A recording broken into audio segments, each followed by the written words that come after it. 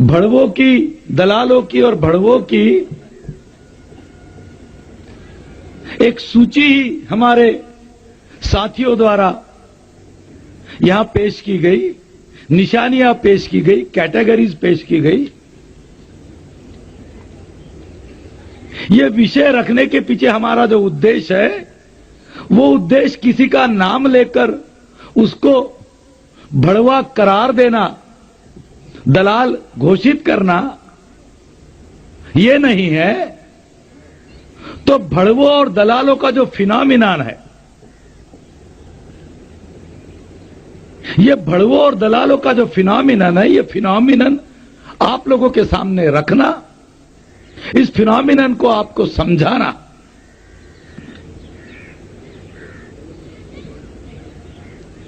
क्योंकि भड़वे और दलालों के नाम समय समय पर बदलते रहेंगे। आज जिन लोगों के आपने नाम लिए, कल वो नहीं रहेंगे, कल कोई दूसरे लोग होंगे। तो समस्या केवल नाम लेने से हल नहीं होने वाली। तो समय समय पर ये जो भड़वागिरी और दलालगिरी समाज में जो चलती है, ये किस प्रकार से चलती है, ये क्या है, इसको समझना, इसको पहचानना और इसको हमारे समाज में लोगों को सिखाना कि भाई इसको कैसे पहचाना जाए, उसकी पहचान समाज में देना, ये इस चर्चा के इस विषय को रखने का उद्देश्य है। आप में से बहुत से लोगों ने बंबई देखी होगी। बंबई में आप लोगों ने गेटवे ऑफ इंडिया देखा होगा, चौपाटी देखी होगी, जुहू बीच देखा होगा। बंबई में एक और बहुत देखने वाली चीज है, लेकिन आमतौर पे बंबई देखने के लिए जो लोग जाते हैं वो उस चीज को, उस जगह को नहीं देखते। उस जगह का नाम है फॉकलैंड रोड। वो देखने वाला इसलिए है कि उस फॉकलैंड रोड पर बंबई की वेश्याएं रहती है। और फॉकलैंड रोड पर कौन सी वेश्याएं रहती है? मैं कई बार अपने लोगों को बताता हूं,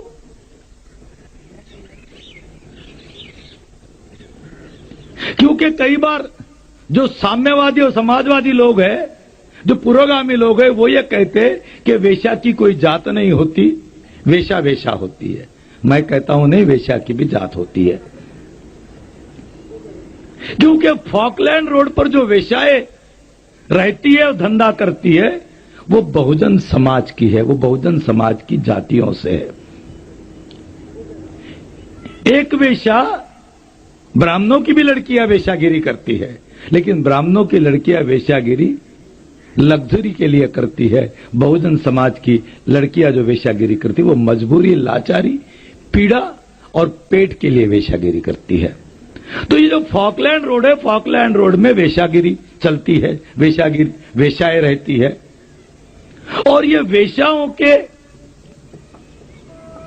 वेश्याओं को ग्राहक दिलवाने का काम, उनके पास ग्राहक लेके जाने का, या ये वेश्याएं ग्राहक लाने के लिए भड़वे और एजेंट्स रखते, जो लोग रखते हैं। जो लोग वेश्या अगर पहले माले पर रहती है तो वो आपको जीने के सीढ़ी पर या उसके इर्द गिर्द ही जो लोग घूमते रहते हैं, और वो आपको उस वेश्या तक पहुंचाते हैं, वो लोगों को वेश्या तक पहुंचाते हैं। उनको वहां की भाषा में भड़वे और दलाल कहा जाता है। तो ये भड़वे और दलालों का जो फिनोमिना है, ये फिनोमिना केवल वहां तक ही सीमित नहीं है। उसने आज भारतीय जीवन का सारा क्षेत्र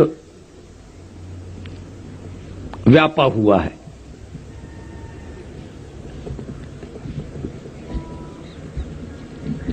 ये भड़वे और दलालों का जो निर्माण है, ये निर्माण जो प्रतिक्रांतिवादी लोग करते हैं, जो शासक जाति के लोग हमारे बीच में जो भड़वे और दलालों का जो निर्माण करते हैं, ये उनको क्यों करना पड़ा? सबसे पहले तो ये बात आपको समझना होगा। क्या मजबूरी है? क्योंकि ये उनकी भी मजबूरी है।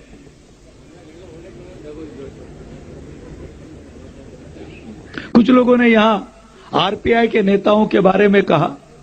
मैं हमेशा ये बोलते रहता हूं और कभी कभी मजाक से बोलता हूं कि भाई आरपीआई के नेताओं को भड़वे और दलालों का नाम देना, ये भड़वे और दलालों के नाम का अपमान है। उनको तो महान बोलना चाहिए, बहुत महान लोग हैं वो। मैं तो महाराष्ट्र में उनके बारे में कहते रहता हूं कि भाई उनके बारे में बात ही मत करो, वो बहुत महान लोग हैं। तो ये जो भड़वे और दलाली का जो फिनोमिना है, इस फिनोमिना की शुरुआत वैसे 1932 से होती है, जब पूना पैक्ट हुआ।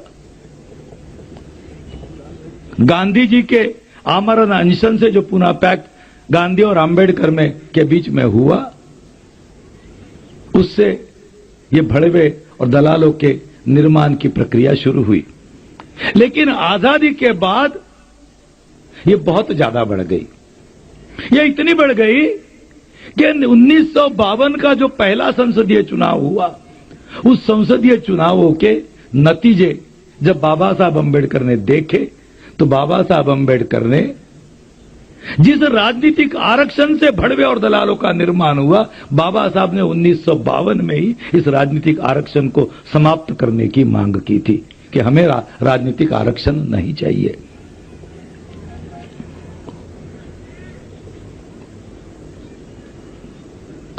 तो ये जो भड़वे और दलालों की निर्माण की जो प्रक्रिया है, इसके पीछे का मूल कारण है भारत में प्रौढ़ मताधिकार का लागू होना। बात को आपको ठीक से समझना होगा। प्रौढ़ मताधिकार का मतलब है क्योंकि गांधी और उनकी कांग्रेस जो बात आज वर्तमान में बीजेपी के लोग कह रहे हैं, क्योंकि कल हम संविधान के बदलाव पर बातचीत करने वाले हैं, कुछ बातें उस समय भी आएंगी। आज जो लोग आरएसएस के माध्यम से, संघ परिवार के माध्यम से जो लोग आज ये बात कर रहे हैं संविधान में बदलाव किया जाए और मतदान का अधिकार केवल इलाइट पढ़े लिखे लोगों को, संपत्ति वालों को दिया जाए, सुलझे हुए लोगों को दिया जाए, राजनीतिक अस्थिरता वो जो कहते हैं उसको रोकने के लिए वो ये मांग कर रहे हैं। हमें इतिहास को भूलना नहीं चाहिए कि आजादी के पहले गांधी और उनके कांग्रेस ने यही स्टैंड लिया था कि मतदान का अधिकार केवल पढ़े लिखे लोगों को हो, केवल शिक्षित लोगों को हो या संपत्ति धारण करने वाले लोगों को, मतलब समाज के जनसाधारण को, आम आदमी को मतदान का अधिकार ना दिया जाए। लेकिन अंग्रेज शासक थे, हमारे देश को उन्होंने गुलाम बनाया, लेकिन अंग्रेज ईमानदार लोग थे, ईमानदार शासक थे। और ईमानदार शासक होने के नाते उन्होंने जब बर्तानिया में प्रौढ़ मतदान का अधिकार सभी को दिया, तो वही सिद्धांत उन्होंने उनके गुलाम देश को भी लागू किया और उन्होंने यहां के नागरिकों को भी प्रौढ़ मतदान का अधिकार दिया कि जो जो बालिग है उसको मतदान करने का अधिकार है, चाहे वो भिखारी हो, चाहे वो मेहतरानी हो या चाहे वो इंदिरा गांधी हो। ये प्रौढ़ मतदान के अधिकार का करिश्मा इतना अजीब है। ये प्रौढ़ मतदान के अधिकार ने ही समाज में वो सिद्धांत की स्थापना की, one man one vote and one vote one value. मतलब एक मेहतरानी के मत का भी उतना ही मूल्य जितना इंदिरा गांधी के मत का मूल्य है। इंदिरा गांधी प्रधानमंत्री थी, इससे देश में एक स्थिति बिल्कुल स्पष्ट हो गई, हमारे सामने नहीं हुई, ब्राह्मणवादियों के सामने हुई, प्रतिक्रांतिवादियों के सामने हुई। इस देश की शासक जातियों के सामने एक स्थिति उभर कर आई कि जिनका देश पर शासन है उनके पास वोट नहीं है, मत नहीं है, और जिनके पास मत नहीं है उनके हाथों में शासन नहीं है। लोकतंत्र कहता है कि जिनके पास मत है उनका शासन होना चाहिए, लेकिन ब्राह्मणी समाज व्यवस्था के वजह से जब देश में लोकतंत्र की प्रक्रिया लागू हो गई, तब यह स्थिति थी कि जिनके पास शासन था,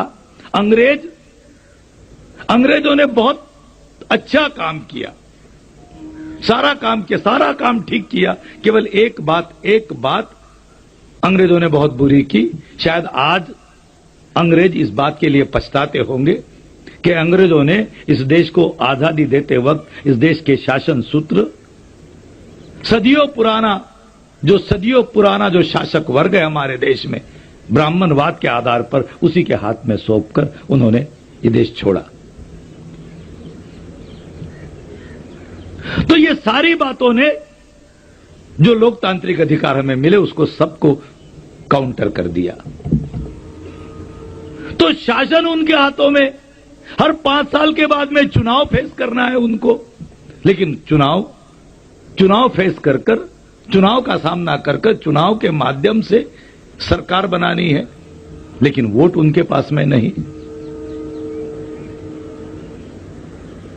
तो जिनके पास शासन है उनके पास में वोट नहीं, जिनके पास वोट है उनके पास में शासन नहीं। इसलिए जिनके हाथ में सत्ता है उन्होंने वोट उनको मिलाने देने के लिए उन्होंने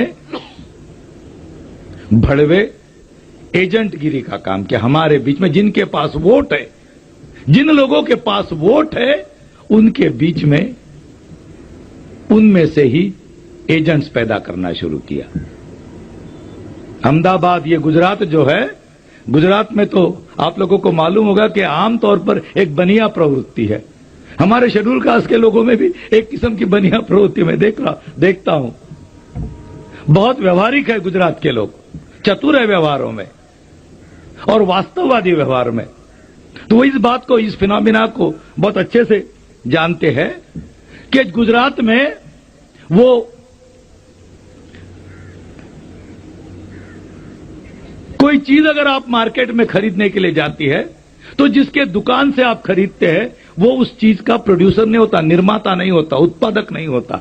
उत्पादक कोई और होता है, वो बेचने वाला होता है, वो अपने आप को एजेंट कहता है।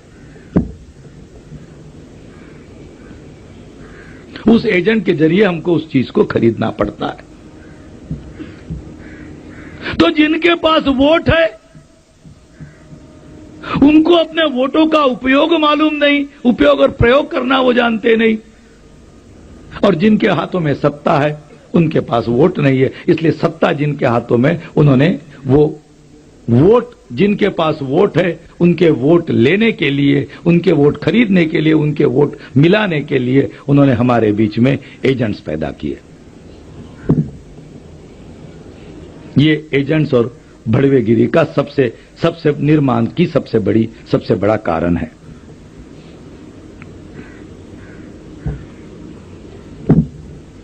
और ये आज, ये तो राजनीति का हो गया, लेकिन आज की जो भड़वेगिरी और दलालगिरी जो है, ये केवल राजनीति तक सीमित नहीं है, ये सारे जीवन के सारे दूसरे क्षेत्रों में आ गई है। और मैं आपको एक बात बताना चाहता हूं कि राजनीति की भड़वेगिरी, तो राजनीतिक भड़वागिरी जो है वो आज हमारा आम आदमी, हमारे समाज का जो आम आदमी, बहुजन समाज का जो आम आदमी है, वो तो आज काफी हद तक पहचान लेता है, लेकिन दूसरे क्षेत्रों की जो भड़वेगिरी है वो अभी पहचानना, वो तो हमारे पढ़े लिखे लोगों को भी पहचानना मुश्किल होता है। तो आज की जो राजनीति की जो भड़वेगिरी है वो तो समाज के सामने नंगी हो गई है। आज का हमारा आम आदमी भी जानता है कि उसके नाम पर जो लोग, जो उसके ही जाति का या उसके ही समाज का जो आदमी चुनकर जाता है, वो भड़वाई है। ये उसकी मजबूरी है कि वो उसको वोट देना पड़ता है, लेकिन वो ये जानता है कि मैं भड़वे को वोट दे रहा हूं। लेकिन आज की जो समस्या है वो समस्या अलग है। वो ये है कि आज बुद्धिजीवी क्षेत्र पर भी सबसे ज्यादा और सबसे भयानक भड़वागिरी पैदा हो गई है, इंटेलेक्चुअल प्रोस्टिट्यूशन जिसको कहते हैं। हमारे समाज में जो बुद्धिजीवी वर्ग के नाम पर जो लोग पैदा हो गए हैं, वो बहुत ज्यादा भयानक भड़वागिरी कर रहे हैं। एक माने में वो वेश्यागिरी कर रहे हैं। उनको अंग्रेजी में इंटेलेक्चुअल प्रोस्टिट्यूट कहा जाता है।